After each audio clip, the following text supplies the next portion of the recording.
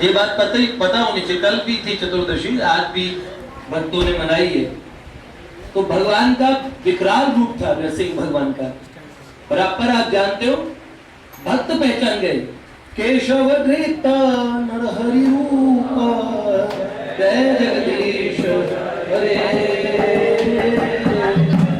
जगदीश हरे जय जगदीश। भगवान केशव ने नरसिंह भगवान का रूप धारण किया। केशव धृत, केशव ने धारण किया। केशव धृत कूर्म शरीरे केशव धृत मीन शरीर केशव धृत वराह रूप, भगवान ने रूप धारण किए। और ये रूप बड़े सुंदर थे, बहुत अच्छे। हमने कहा था, सुना, जय जय मीन वराह कमट नर हरिपदे पावन परशुराम रघुवीर कृष्ण कीरति जग पावन बुद्ध कल की अरु व्यास तु हरिहंस मनमंतर यज्ञ ऋषभ ग्रीव ध्रुवर दैन धनुमंतर भद्रपति दत्त कपिल देव सनकादिक करुणा करु। कल हम सनकादिक भगवान तक हमने 24 अवतार सुने। सनकादिक करुणा करु 24 रूप लीला रुचित श्री अग्रदास उर्पद धरो। 24 रूप लीला रुचित श्री अग्रदास उर्पद धरो। ये सारे अवतार बड़े सुंदर हैं, लेकिन अंत में एक अवतार क्या, बंधम गुरुपद कंज कृपा सिंधु नर रूप हरि। नर हरि नरसिंह बोलते हैं, गुरुदेव को भी बोलते हैं। जो गुरु महाराज है वो भी क्या, कृपा सिंधु नर रूप हरि। नर रूप में वो हरि ही है? तो भैया अंत में अपने गुरु महाराज की वंदना की। इसमें बड़ी सुंदर बात है। देखिए, आप लोग जितने जितने लोग और आचार्यों के माध्यम से भक्ति करते हैं, सीधे सीधे तो भगवान से जुड़ना मुश्किल काम है। किसी संत से जुड़े, किसी भक्त से जुड़े, बेशक उन्होंने गुरु शिष्य संबंध स्वीकार न किया हो, लेकिन संबंध तो गुरु शिष्य का ही माना जाएगा। नहीं करते हुए भी एक संबंध होता है। आप ये देखिए, तुलसीदास जी के गुरु रहे नरहरियानंद जी, नरहरिदास जी महाराज। तुलसीदास जी गुरु जी है, लेकिन तुलसीदास जी ने रत्नावली को भी गुरु माना, अपनी पत्नी को। उनके माध्यम से ही वो भगवान की तरफ चले। बिल्व मंगल ठाकुर चिंतामणि नाम की एक वेश्या से प्रेम करते थे और उसी के चक्कर में भगवान के चक्कर में पड़ गए। श्राद्ध के दिन भी उसके पास भागे चले गए थे और उसने कुछ कहा, संसार में हम कितने जूते खाते हैं, हर कोई तो आदमी किसी की बात सुन के नहीं लगता। पर वो सूरदास जी थे, तुलसीदास जी थे, लग गए सुन के। तो बिल्व मंगल ठाकुर ने अपनी जो रचनाएं की है उसमें अपने गुरु का नाम चिंतामणि लिखा है। चिंतामणि मतलब चिंतामणि को ही अपना गुरु माना। बाद में तो उन्हें गुरु भी मिले, लेकिन चिंतामणि भी उनकी प्रथम गुरु है। ये बात सही है? तो गुरु कई प्रकार से होते हैं, जिनसे हम सीखते हैं। तो अग्रदास जी उर्पद धरो, मेरे हृदय में गुरुदेव आ जाए। बहुत पहले वो एक सुना करते ना, यो हरे हरि बसे गुरु के मन में, गुरु बसे मेरे मन में, दर्श मिले जब से गुरु के हरि मिल गए। ये सही बात है। और गुरु महाराज कई तरीके के होते हैं। देखो, गुरु को शरीर कभी मानना ही नहीं चाहिए। भगवान भागवत जी में ये कहते हैं कि मृत्यु बुद्धि मत करना, उसे मरण धर्मा नहीं समझना है। संत सबे सदगुरु ही है, ऐसा व्यासदास जी महाराज कहते थे कि सारे संत क्या, गुरु महाराज का ही स्वरूप है। तो गुरु को मृत्यवान शरीर न मानना। तो ऐसे गुरु जी को हृदय में धारण किया। बंदाऊं गुरु पद पदम परागा, तुलसीदास जी ने गुरु वंदना की। उसमें क्या, सुरुचि सुवास सरस अनुरागा, बंदाऊं गुरु नख मणिगण ज्योति, सुमिरत दिव्य दृष्टि प्रिय होती। गुरुदेव के चरणों का ध्यान करने से हृदय में दिव्य दृष्टि प्रकट हो जाती है। तभी हम ये मंत्र बोलते ना, अगर अज्ञान तिमिरान्धस्य और ज्ञानांजन शलाकया और चक्षुर उन्मीलितं येन तस्मै श्री गुरुवे नमः। और गुरु अष्टकम में तो गाते ही वो संसार दावान लीड होकर प्राणाय कारुण्य घना घनत्वम। ठीक है, अब गुरु जी कैसे हम पता करें? एक गुरु जो हम खुद चुनते हैं और एक गुरु वो जो भगवान ने चुने हमारे लिए चुने। हमारे लिए जब ये चुना गया, अमुक अमुक जो भौतिक आदमी के भाग्य में ये चीजें लिखी, ऐसे ही जब आध्यात्मिक साधक साधना पथ में आरूढ़ होता है तो भगवान उससे गुरु तय करते हैं। उसकी क्षमता देखिए, उसकी स्थिति देखिए, और जो गुरु उसे दिए जाते हैं उसे मानना चाहिए वो संसार के बेस्ट गुरु है। अगर नर्सरी का बच्चा है तो नर्सरी का टीचर उसे पढ़ाएगा और पीएचडी के स्टूडेंट को पीएचडी का प्रोफेसर पढ़ाएगा, पर गुरु तत्व तो वो उतना ही महान है। लेकिन क्या करते हैं, हम सर्च करते हैं, उस सर्च में हम कभी कभार क्या धोखा खा जाते हैं। एक बार क्या हुआ, हमने आप लोगों को पहले बताया होगा, एक व्यक्ति कोई जाट था और उसने सोचा गुरु दीक्षा कैसे लेते हैं जी। एक पंडित जी पूरे प्रोफेशनल थे, दीक्षा देते थे और उन्होंने देखा हवन करते हैं, ऐसे ऐसे करके दीक्षा देते हैं, घर में प्रसाद बनता है। जाट देवता को सीधी सीधी बात समझ आई, बोले जी क्या ले रहे हो? तो बोले गुरु दीक्षा ले रहे हैं। तो बोला हमें ही दे दो। तो बोला ये बहुत बड़ी चीज है। तो बोले कितना माल लगेगा?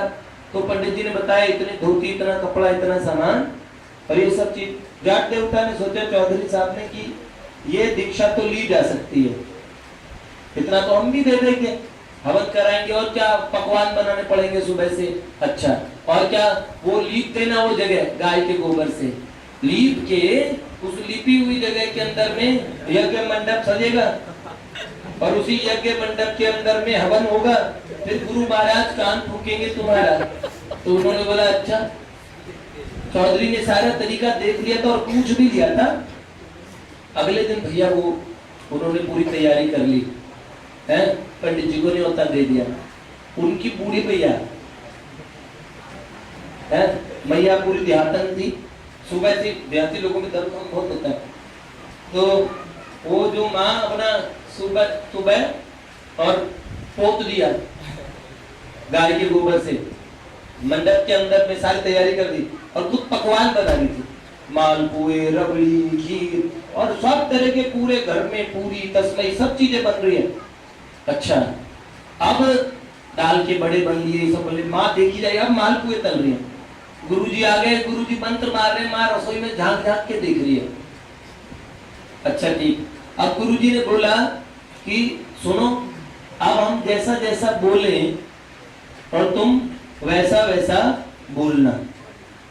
ठीक ठीक, हम बोले वैसा बोलना। अच्छा ठीक, आप जैसा बोले वैसा हम बोलेंगे। तो बोला अहम करिष्ये श्वेतवाराह कल्पे जम्बूद्वीपे भरतवर्षे, है ना, फिर गाजियाबाद देशांतर, ऐसे इस जगह अमुक स्थान अमुक तिथौ पूर्णिमा तिथौ, ऐसे कर करके लिए नाम कि भाई मैं गुरु दीक्षा ले रहा हूँ। तो बोला मेरा गोत्र, तो उसने बोला गोत्र बोलो। तो उसने भी तुरंत, जाट अभी तक तो उल्टा उल्टा उनका बोला वो बोलते जाता। हाँ, पंडित जी ने बोला गोत्र बोलो। पहले पंडित जी ने ये बोला था आपसे मैं जो बोलूं ठीक तुम्हें वैसा ही बोलना है। जाट देवता को जब उसने बोला हाँ अब अपना गोत्र बोलो, तो उसने बोला हाँ अब अपना गोत्र बोलो। बोले भाई तुम बोलो, अरे बोल तुम बोलो, अरे मैं कह रहा हूँ ना तुम्हें बोलना है, अरे मैं कह रहा हूँ ना तुम्हें बोलना है, अरे यार समझता नहीं बात को। मैं अरे आप तुम नहीं समझता बात को, आप तो नहीं बात। चौधरी ने कहा कि मुझे ऐसा का ऐसा ही बोलना है। तो पंडित जी गुस्सा आया, क्या अजीब है, घामर आदमी से पाला बड़ा हमारा। तो उन्होंने वापस जाट देवता को बोला, क्या बोला तू गुरु की चोट खा। उन्होंने एक रख दिया, चौधरी को लगा कि ऐसा ही बिल्कुल ठीक वैसा करना है, उन्होंने गुरु जी को लगा दिया। अब दोनों में घुटन पट्टी दोनों एक दूसरे को खदेड़ने लगे।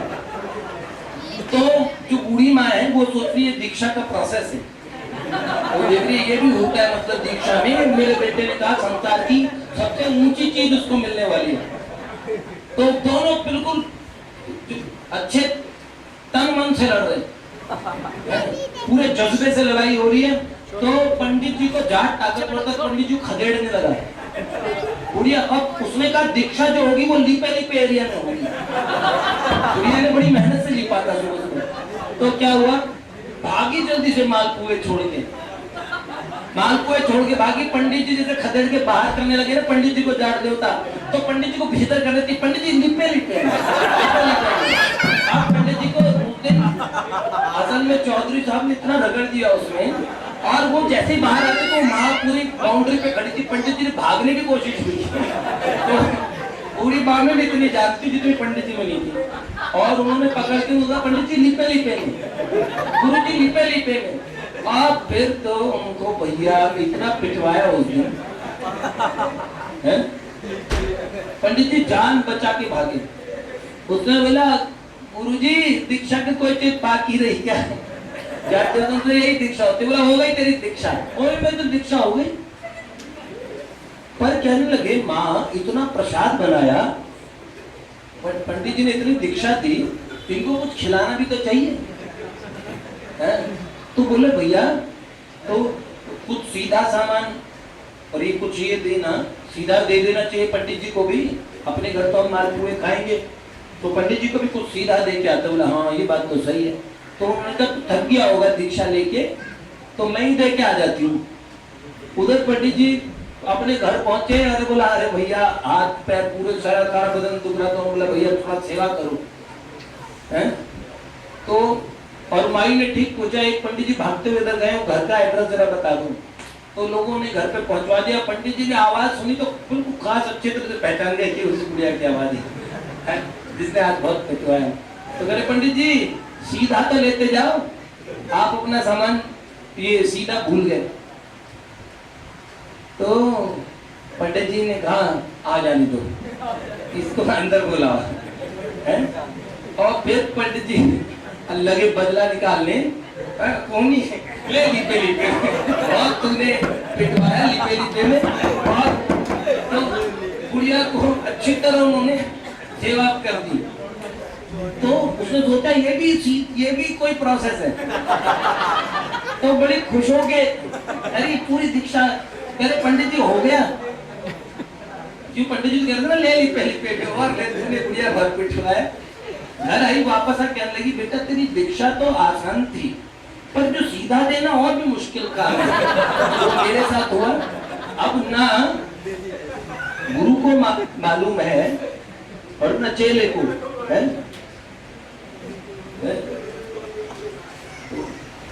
हरहि शिष्य धन शोक न हरहि, ते गुरु घोर नरक में परहि। शिष्य का धन हर लेते हैं और क्या उसका शोक नहीं हरते। तो ऐसे गुरु तो आज के वर्तमान काल में भी और पुराने समय में भी शिष्यों के ऊपर ये जिम्मेदारी नहीं थी, ये जिम्मेदारी भगवान के ऊपर होती है।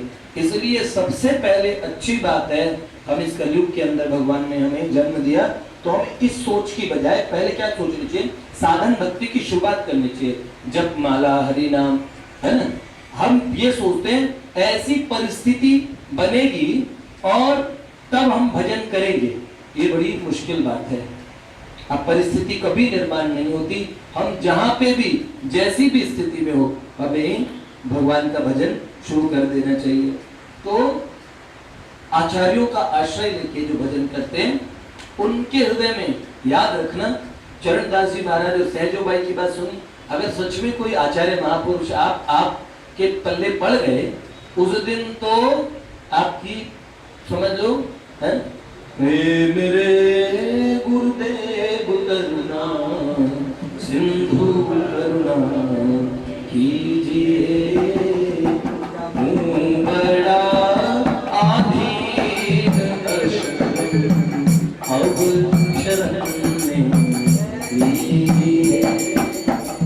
सब जगह मंजुल भटक कर अब शरण ली आपकी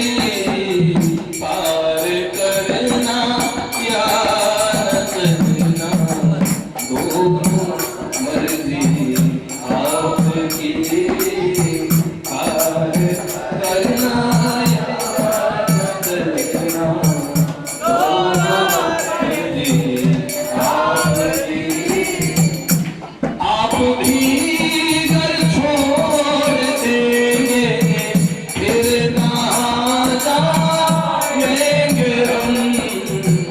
आप भी घर छोड़ देंगे फिर ना जाएंगे हम। जन्म दुख से नाम कैसे पार कर पाएंगे हम। जन्म दुख से नाम कैसे पार कर पाएंगे हम। हे मेरे गुरुदेव, इनको बोला भगवान ने कर्णधार सद्गुरु दृढ़ मयानुकूले बस्वतेरितम पुमान भवाब्दीन तरेत स अत्नः। गुरु कर्ण धारण। भगवान ने कहा इस जहाज के कैप्टन कौन है? गुरु महाराज। तो सच्चे आचार्य और गुरु जी मिल जाए। पूज्य बाबूजी बाबा की बड़ी कृपा से अपने को और भक्ति पथ के इस मार्ग में इतना निर्देशन मिला, महापुरुषों की ऐसी कृपा मिली, तो समझ लो अपना आधा काम तो बन गया। तब आधा काम क्या है? हमें खुद भी चलने का हमारे हिस्से की बात रहेगी। आधा काम हमें संकल्प से करना पड़ेगा। भैया मनुष्य जीवन के अंदर में अब ये जहां जहां हम लोग कच्चे पड़ रहे हैं ना, वहां वहां हमें ठीक करने की बारी आई है। ये हमारे ठीक करने का समय है। पर अगर इस समय हम ठीक नहीं करेंगे तो फिर गड़बड़ हो जाएगी। तूणम यतेतन पते दमु मृत्यु यावन्नी। मृत्यु आए उससे पहले जतन करना चाहिए। इसीलिए अपने गुरु महाराज से प्रार्थना करनी चाहिए, श्री अग्रदास उर्पद धरो। आप हे गुरुदेव, आप अग्रगण्य दास है भगवान के। गुरु कौन? गुरु जी भी तो क्या है भैया? भगवान के दास ही तो होते हैं। गुरु भी तो भगवान के दास है। ठीक है, तो आपको दोनों तरीके की बात समझ में आनी चाहिए। ओहो, आप इधर हो महाराज जी, इसके बाद तो वेट करो। हाँ, कि प्रतीक्षा कर लो 2 मिनट। 2 तरह के गुरु जी की बात समझ में आई। एक गुरु तो वो जो हम खोजते हैं, एक भगवान ने तय किया आपकी माता जी ये होंगे, पिताजी होंगे, तो आपको सोच लेना चाहिए ये माता पिता भगवान के ही स्वरूप है। आप ये सोचो नहीं उनकी मम्मी तो ज्यादा अच्छी, मेरी मम्मी का स्वभाव तो थोड़ा सा डाउन है, ऐसे थोड़ी होता है। अब वही आपकी मम्मी है, अब वही आपके लिए जगत माता जगदम्बा का स्वरूप है। तो जो मिल जाता है ना, हम सोचते हैं मेरे को कई लोग मिले, हम गुरु जी बदल लें, गुरु जी बदलने। मैंने कहा नहीं, आप बदलिए नहीं, बदलने क्या जरूरत है? लगता है हमारे गुरु के अंदर भगवत प्राप्ति कराने की शक्ति नहीं है। मैंने कहा आप पहचान नहीं पाएंगे, इस बात को आप पहचान नहीं पाएंगे। और आप चिंता मत कीजिए, आपके गुरु कमजोर भी है, भगवान ने तय कर दिए ना, तो आपको उन्हीं के माध्यम से चीज दिलवाएंगे। देखिए एक बहुत फटेहाल आदमी और बेचारा बहुत भगवत विश्वासी व्यक्ति था, उसके मन में आया मुझे भगवान की प्राप्ति करनी है। एक जने के पास में गया, भाई साहब भगवान कैसे मिलते हैं? श्री राधा मुरलीधर भगवान के दर्शन कहाँ हो सकते हैं? ब्रजवासी पंडितों ने देखा तो हंसे, 50 तरीके के लोग मिलते हैं, तू आ हमारे पास दर्शन करा दे, दर्शन कर ठाकुर जी के। हो गए दर्शन, है निकाल 501 रुपया। बेचारा जो देता जो बोलता, लेकिन वो कह रहे मुझे, मैंने भगवान की बड़ी बात सुनी, वो भगवान ऐसे हैं ऐसे हैं, मुझे वो भगवान साक्षात समझा। तूने अपनी औकात देखी जब भाग गए यहाँ से, तुझे साक्षात दर्शन देंगे, हम यहाँ देखिए साक्षात नहीं, ऐसे तमाम बातें उस आदमी को समझ नहीं आई। अब वो पड़ गया किसी ठग के चक्कर में। देखो आध्यात्मिक मार्ग में एक भक्त को कभी चिंता नहीं करनी चाहिए कि हमें कोई ढोंगी मिलेगा और हमें ठग लेगा। भक्त को चिंता क्या करते, भगवान का सर पे ना, वो किया करते हो क्यों दिन रात तुम बिन बात की चिंता, रहे हर सांस में भगवान तेरे एक नाम की चिंता। न खाने की न पीने की न मरने की न जीने की, मेरे रघुवर को रहती है मेरी हर बात की चिंता। सही बात है, भगवान को हमारी चिंता रहती है, फिर उसके बाद में हम ये सोचे कि अमुक ढोंगी हमको हमें काल लेनी है, उगरा ही अंत न हो ही नहीं बाबू। अगर भगवान के मार्ग में जितने भी व्यक्ति ढोंग का आश्रय लेते हैं ना, उनका अर्थ जो है वो ठीक नहीं है और उनके लिए नुकसानदायक है। लेकिन साधक को चिंता की आवश्यकता नहीं। एक दूसरा, आप अपनी दृष्टि से किसी को ढोंगी और कमजोर समझ ले, किसी के अंदर कमी बेसी देख लें, आपका डिसीजन गलत हो सकता है, आप महापुरुषों के प्रति अपराध कर सकते हैं। देखिए एक दृष्टि है, कालनेमी रावण धोखेबाज है, ऐसे कपड़े पहने साधु बने, ठीक है, सही बात आप लोग मानिए। लेकिन आप इसमें बहुत सारे आचार्यों को देखिए, पराशर ऋषि, सौगरी ऋषि, कंडू ऋषि, आप इनका जीवन में, इनकी लाइफ में एक बात देखिए। मेरे को एक सज्जन ने एक बार पूछा, तो सौगरी ऋषि तो मछलियों को देख के ही मोहित हो गए, तो कितने कच्चे साधक रहे होंगे। हम तो देखो संसार में कलयुग में रह के मोहित नहीं होते, इतने तो हम भी मोहित नहीं होते, मछलियों को देख के मोहित हो जाए। मत्स्यराज मछलियों को देख के, तो सौगरी ऋषि के मन में बात ये नहीं थी। साधक जाने सौगरी ऋषि की दृष्टि से उनके लिए वो एक पतन था, उनकी दृष्टि से ही था। भगवतीय दृष्टि से बहुत अलग बात थी। असल में 50 कन्याओं ने वरदान के रूप में सौगरी ऋषि से ही उनका पाणी ग्रहण होना था। सौगरी ऋषि को 50 जन्म और लेने थे भगवत प्राप्ति के लिए। एक साथ राजा मानधाता की 50 कन्याओं से ब्याह किया। बूढ़े से ऋषि जाते हैं, राजा मानधाता से कहते हैं, भगवान जब उन्हें मिलते तो कहते हैं आपका पतन कहाँ हुआ। उन्होंने बोला प्रभु देखिए मैं छोटी सी चीज में आकर्षित हुआ। राजा मानधाता से कहने लगे अपनी बेटी की शादी कर दो मुझसे। राजा मानधाता ने कहा ये बूढ़ा करेगा शादी, और ऋषि या डरते हैं, सब ऋषियों में सिद्धि का तो बल होता ही है। महात्मा बोलेगा तो मेरे कुल का नाश हो जाएगा, और कहे तो इतने बूढ़े वृद्ध महात्मा। मैं बोलते देखिए इसमें बिटिया की रजामंदी भी जरूरी है, तो आप ऐसा कीजिए, आप जाइए अंदर, वहां अंतरपुर में जाइए ना, कोई बेटी जो आपको चुन ले तो ठीक है, फिर मैं भी राजी हूं, मैं क्यों मना करूं, आपको भगवान आपको क्यों मना करूं। सौगरी ऋषि देखे कि मेरे ऐसे बूढ़े हाल पे इतना मैं तपस्या करके इतना जीर्ण शीर्ण हो गया हूं, मुझे कौन कन्या वरेगी। तो उन्होंने कहा ठीक है, ये इसलिए अकल चला रहे कि सब मना कर देंगे। सौगरी ऋषि ने कहा ठीक है तुम अपनी बात पे हो ना। उन्होंने कहा हाँ मैं अपनी बात पे हूँ। तो गए अंतःपुर में, गए तो ऐसा सुंदर स्वरूप लिया कि देवराज इंद्र सोचने लगे भाई ये तो इतने सुंदर है, सारी स्वर्ग की अप्सराएं इनके चक्कर में पड़ जाएगी, तो बड़ी खूबसूरत है।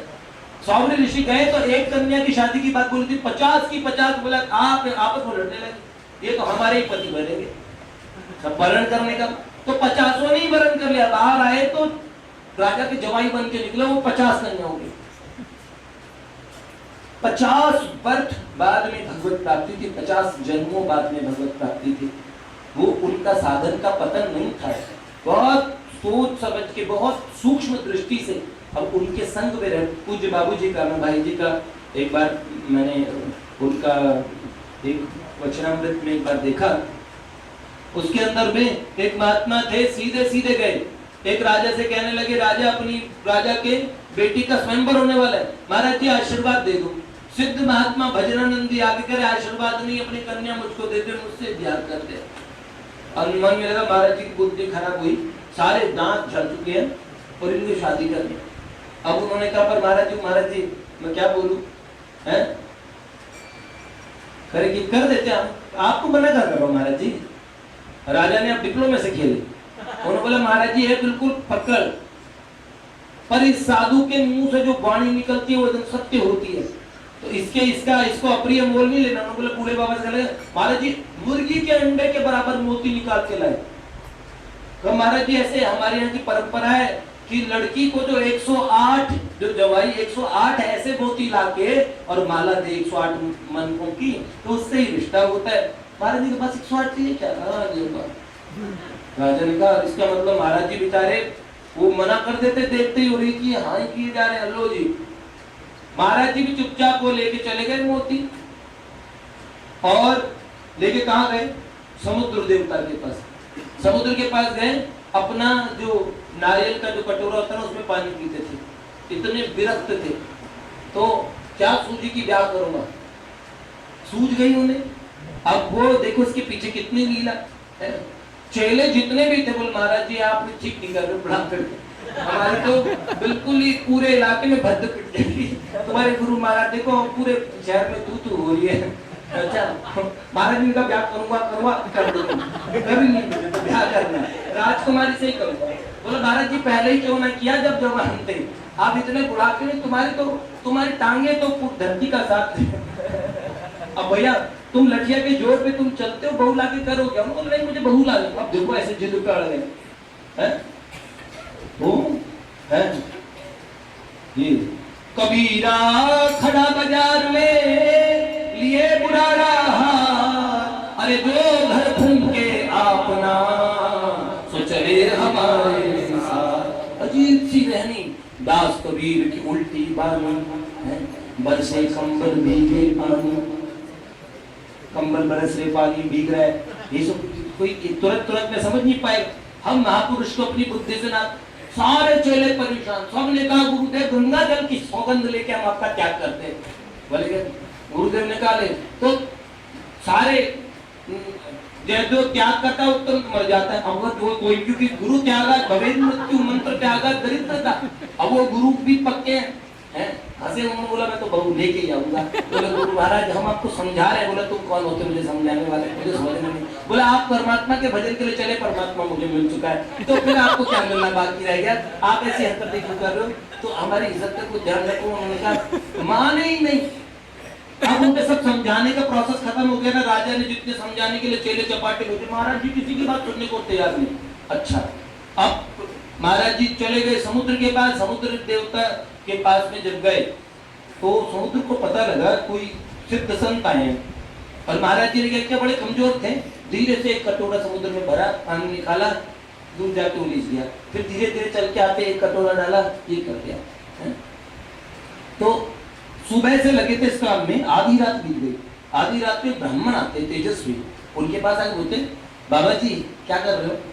इस कटोरे में भर भर के सुबह से लगे, मैंने देखा आपको कई बार, क्या कर रहे हो? उन्होंने बोला समुद्र को खाली कर रहा हूँ। तो बोल बाबा जी ऐसे खाली हो जाएगा? बहुत टाइम लग जाएगा। अरे कुछ थोड़ा आप जल्दी किसको है, थोड़ा टाइम फालतू लग जाएगा, हाँ पर खाली कर लेंगे। समुद्र देवता थे वो मुस्कुराए, तत्काल समुद्र देव प्रकट हो गए रत्नाकर। उन्होंने कहा भगवान आपको क्या चाहिए आप हमें बताइए, आप इतनी मेहनत कर रहे, खाना हमारे पास आ रहे। तो उन्होंने बोला, वो निकाले महाराज जी ने, वो अंडे के बराबर मुंह थी चमकता हुआ। उन्होंने बोला बस ऐसे 108 दे दीजिए। बोले महाराज जी आप देखिए हमारे पास भी आए थे, छोटी सी बात करो। एक लहर इशारा किया, एक लहर के साथ में हजारों इतने बड़े बड़े अंडे के बराबर मोती। महाराज जी ने कहा सब बड़े बड़े मोटे वाले नहीं चाहिए, मोर के बराबर थोड़ी बोले, वो उसमें मुर्गियों के बराबर छाटे 108।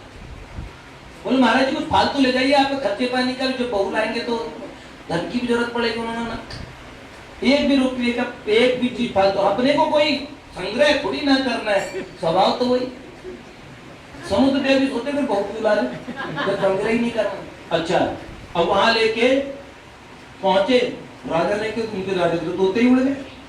राजा ने कहा ये तो बड़ी मुश्किल बात हो गई। उन्होंने कहा महाराज जी एक शर्त बतानी भूल गया था। तो बोले क्या? बोले देखिए हमने एक पहले सौगंध कर रखी थी, प्रतिज्ञा ले रखी थी कि ब्याह तो करेंगे, लेकिन जो दुश्मन देश है ना बगल पड़ोस वाला, हमेशा से लड़ते रहे। तो मैंने कसम खाई कि जो भी आदमी उस दुश्मन देश का जो राजकुमार बचा है, बस और सब मर गए उनके राजा वाजा, वो राजकुमार बचा उनका, उस राजकुमार का सर काट के ला दे, जो सर ला दे, बस उससे मेरी बेटी का ब्याह करूंगा। अब ये प्रतिज्ञा तो टूट जाएगी। महाराज ने कहा अरे क्यों सी मुश्किल बात है, हम ला देंगे सर। राजा ने कहा ये तो अहिंसा थी, ये देखो अब शादी के लिए हिंसा के लिए ऊपर उतार हो गया, उनको सर काटने को भी तैयार हो गए। हे भगवान इस बाबा क्या सूझी। लेकिन महाराज जी ने कहा अब ज्यादा चीज चपड़ करने की जरूरत नहीं है, मैं और कोई तूने चीज सोच रखी तो वो बता दे। राजा ने कहा महाराज जी बस इतनी सी बात है, महाराज कैसे करेंगे? उन्होंने बोला या तो महाराज श्राप देके उस पूरे कुल को मार डालेगा, ये बाबा को मार डालेंगे ये लोग हैं, हम ही तो पंगे नहीं ले सकते।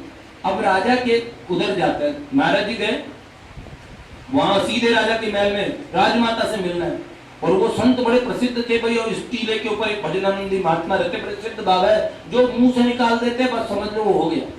तो राजमाता भी डरी, भाई क्या बात है, क्यों आए? उन्होंने आके देखा, राजमाता से बोला शादी करनी है हमको उस राजा की लड़की से, और तो फिर महाराज मैं क्या सेवा करूं आपके लिए? घोड़े बारात वारात की व्यवस्था करवाऊं, सब माल पानी लाऊं, शेरवानी बनवाऊं? कुछ नहीं, कुछ नहीं। तुम्हारे जो तुम्हारा बेटा है ना, उसका सर दे दो। महाराज जी आप क्या मांग रहे हैं? आप सोच रहे मैं कैसे दे पाऊंगी आपको? महाराज जी कैसे हो तो मुझे पता नहीं, मुझे दे दो।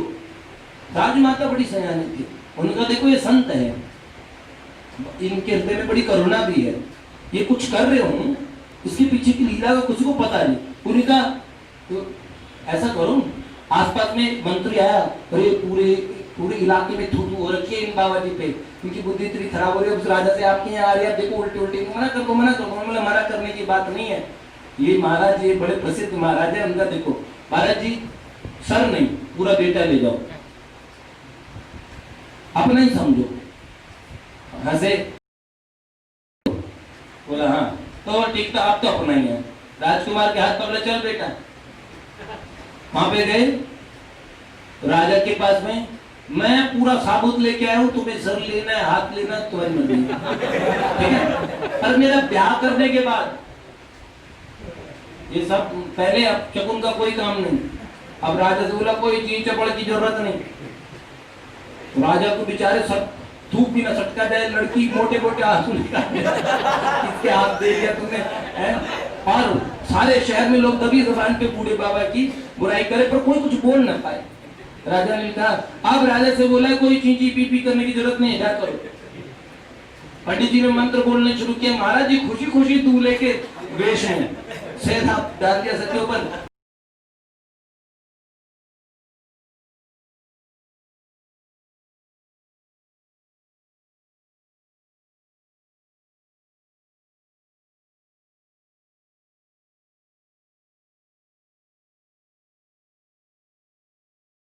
भैया क्या करें?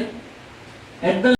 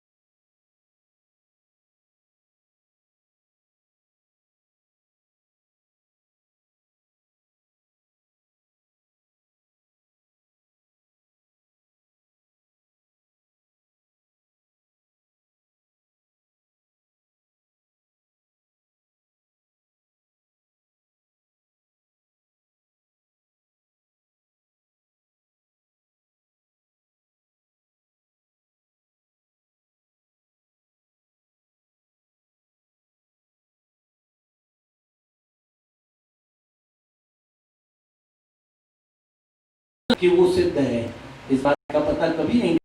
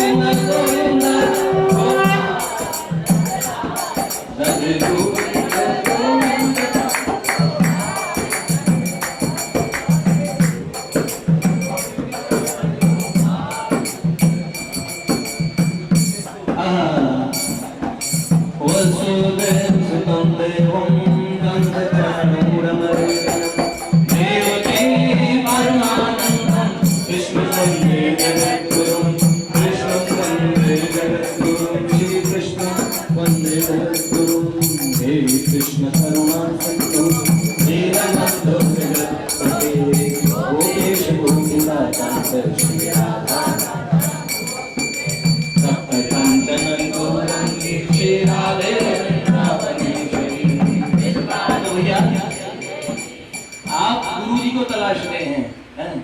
श्री अग्रदास उर्पद धरु, तो चिंता मत कीजिए, सबसे पहले कृष्णम वंदे जगत गुरु। हर आचार्य श्री कृष्ण का ही स्वरूप होगा। तो भगवान के साथ शुरुआत करें, अपने भजन की जो शुरुआत करें वो भगवान के आचार्यत्व में कीजिए। अर्जुन की तरह कहाँ जाऊं, भगवान कहते जा तो पाते न परिप्रश्ने न सेवया, जाके सेवा कर, पूछ प्रश्न। अर्जुन ने साफ साफ कह दिया, कार्पण्य दोषोपहत स्वभाव पृच्छामि त्वां धर्म सम्मूढ़ चेता यच्छ्रेयस्या निश्चितम ब्रूहि तन्मे शिष्यस्तेहं शाधिमान् त्वां प्रपन्नम। लाला कन्हैया तो तेरी शरण में है। बहुत अच्छी बात। इनकी शरण लेने के बाद में इनके द्वारा सलक्त महापुरुष जो जो इन्होंने तय किया, आप इनके माध्यम से भजन में जाएंगे, आप कभी उनसे धोखा नहीं खाएंगे। जैसे आपकी माता आपसे प्रेम करती है, भगवान ने आपके लिए आचार्य चुने, उसके बाद में उनसे भी आप, जैसे आपने एक गुरु को पाया, आवश्यकता पड़ने पे आपको दीक्षा गुरु भी मिल सकते हैं। दीक्षा गुरु से भी आगे सदगुरु होते हैं जो साक्षात भगवान को ला देते हैं। दीक्षा गुरु भी तो हरि नाम ही दे पाते हैं, लेकिन एक गुरु क्या होते हैं? हरि ने मोह से आप छुपायो, गुरु दीपक बन तारे दिखायो, राम तजू पर गुरु ना बिसारो। ऐसे भगवान जो हम छुप के बैठ गए, ऐसे भगवान को सामने लाके गुरुदेव कहते मेरे शिष्य को दर्शन दो। ये बात तो सारे गुरु एक ही चेन के हिस्से हैं, आप आवश्यक न मानिए। इसलिए गुरु कोई आकृति नहीं है, कोई XYZ पर्सनालिटी नहीं है, स्त्री और पुरुष नहीं है, ऐसे कभी सोचना भी नहीं चाहिए। आपको तो सच्चिदानंद भगवान गुरु स्वरूप में आपके लिए उपलब्ध है। हमें ठाकुर जी से नित्य प्रार्थना करनी चाहिए। जैसे भक्त प्रहलाद ने की, नारद जी मिल गए ना, सबको मिलते हैं। वाल्मीकि प्रिय व्रत ध्रुव प्यासा, प्यासा अम्बरीश प्रहलाद चंद्रहासा, दक्ष सुत तारे योग तारे, विघ्न सब तारे, हे भव से हार किए करीबी वर्षी। हमने इनका भजन शुरू किया, उसके बाद में हमारे जीवन में क्या होता गया, सही बात कभी सोचता हूँ तो मेरे को अब समझ में आएगा, अरे वहां से प्लानिंग थी, अरे वो चीज भी प्लान थी। आज आगे जाके देखता हूँ बहुत सारी चीजें प्लान थी, जिन बातों पे मैं बहुत टेंशन करता था, बहुत बस मैं मुझे पता लगा। बिंदु जी के एक शब्द याद है बिंदु जी, गोपेश बाबू, बिंदु जी का एक शब्द है बताया गया, कितने दुखी हो उसमें गोपेश जी, उसका शब्द का शुरुआत कौन कैसे? अधमों को नाथ उधारना, तुम्हें याद हो कि न याद हो, मद खल जनों का उतारना, तुम्हें याद हो कि न याद हो, अधमों को। लाला तुम भूल गए क्या अधमों को उतारना है? प्रहलाद जब मरने लगा, आज का दिन था, प्रहलाद जब मरने लगा, खंजर पे सर धरने लगा, खंजर पे सर धरने लगा, उस दिन का खंभ बिदारना। आप आए थे ना खंभा फाड़ के, भूल गए क्या? तुम्हें याद हो न हो या न याद हो, अधमों को नाथ उधारना।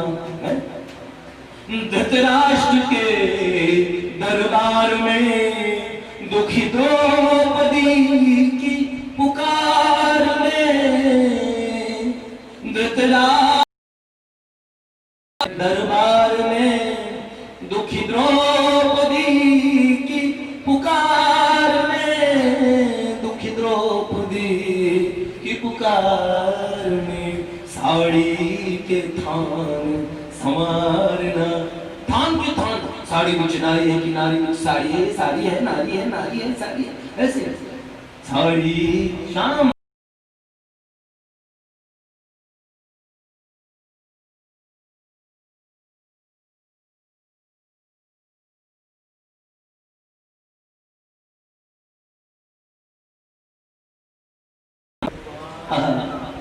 वो देवराज इंद्र ने जब ब्रज को डुबाने लगा, हाथी की सूंड के बराबर धाराएं और ये ऐसा मेघ बरसा, प्रलय जैसा अंधेरा छा गया, हाथ को हाथ न दिखता था। तब ब्रजवासी रो पड़े, किसके पास जाए? लाला कन्हैया बचा ले। किसको बुलाया? कन्हैया को। सूर्यराज ने जब किया प्रलय, ब्रजधाम डूबने के समय, ब्रजधाम बहने के समय, गिरवर नखों पे धारना, तुम्हें याद हो कि न याद हो, अधमों को नाथ उधारना। अंत में बिंदु जी क्या कहते हैं भगवान से? इस जग से बिंदु निराश है, केवल तुम्हारी ही आस है। कौन है आपका प्यारा जो आपको प्यारा कहता और आपको समझता है? वो मिलेगा ही नहीं। कोई एक मिल जाए भगवत कृपा से, जिनको हम प्यारा कह के इस भव सिंधु में अटके पड़े हैं ना भैया, सच बताए ना, तो वो प्यार का वो भी ऋण चुका रहे हैं। और उनकी इच्छा है तो इसमें चुकाना भी चाहिए। ऋण मान के करोगे तो काम नहीं बनेगा ना। इस जग से बिंदु निराश है, केवल तुम्हारी ही आस है, केवल तुम्हारी ही आस है।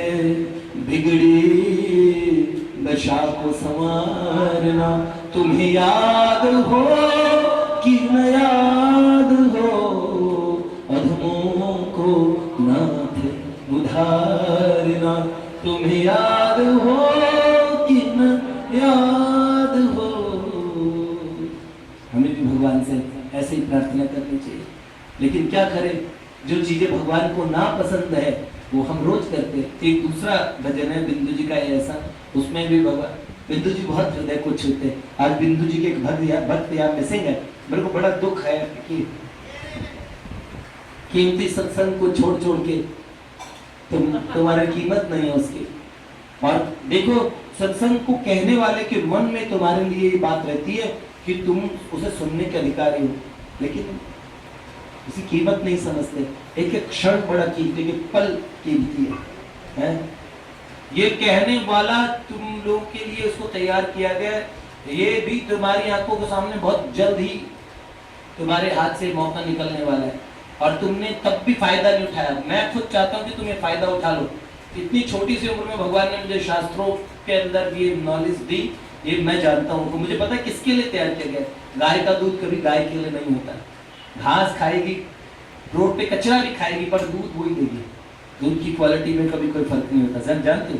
हाँ, उसमें एक बहुत सुंदर बात बोलते बिंदु जी है, उसमें कहते हैं न तो रूप है न तो रंग है, न गुणों की कोई भी खान है, मेरे श्याम कैसे सशरण मिले, इसी सोच फिक्र में जान है।